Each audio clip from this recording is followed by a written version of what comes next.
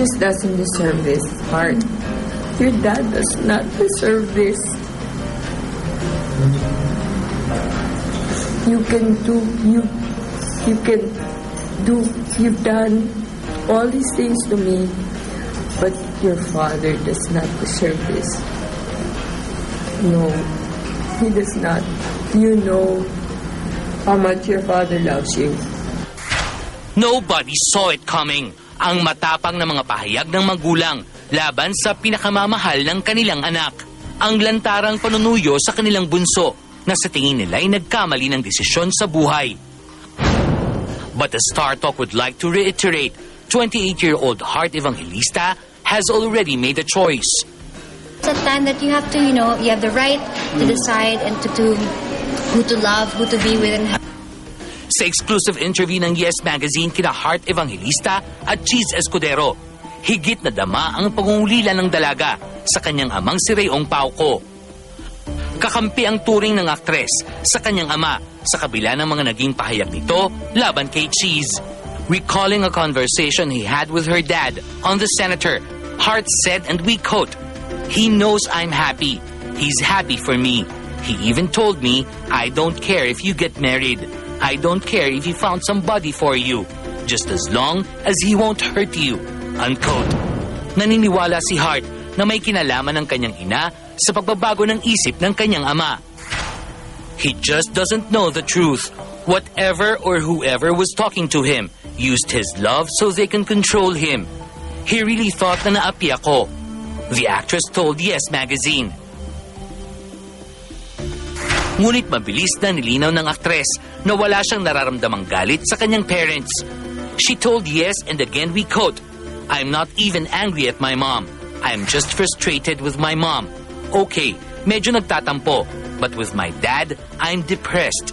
If he dies, I'll die." Unquote. Samantala, sa unang pagkakataon ay itinanggi ni Heart ang revelasyon ng kanyang ina na nangailangan siya noon ng psychiatric treatment for being unstable.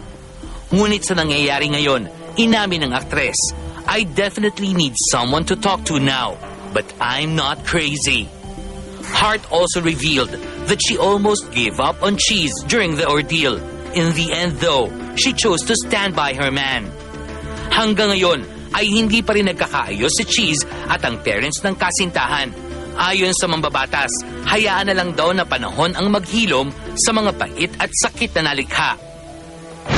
Samantala, wala pa sa plano ng dalawa ang paglagay sa tahimik, ngunit sakaling matuloy man, isa lang ang nais ng dalaga.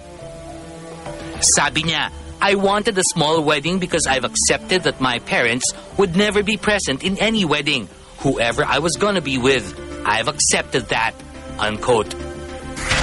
At press time, ay wala pang reaksyon sina Mr. and Mrs. Ong Pauco sa mga isiniwalat ng kanilang bunso. As for Heart, aminado ang dalaga na hindi siya sigurado kung may natutunan ba siya sa mga pangyayari. Ito ay sa dahilang hindi pa rin anya siya nagigising sa isang masamang panaginip. But the Kapuso actress vowed to just continue doing whatever she thinks is right. And addressing her parents, Heart Evangelista promised, and we quote, "I'm sure naman one day, if they're not ready to see me even from afar, one day they'll be proud of me. I'll make sure of that." Unquote. Walang takot sasabihin ng Star Talk, making that choice between two things you value the most is undeniably tough. Susundin mo ba ang iyong puso o susundin mo ang iyong pamilya? Sa kaso ni Heart Evangelista, mas pinili niya ang pag-ibig. Does that make her a bad daughter? Walang takot sasabihin ng Star Talk. Hindi. Did she make the right choice? Walang takot sasabihin ng Star Talk. Who are we to judge?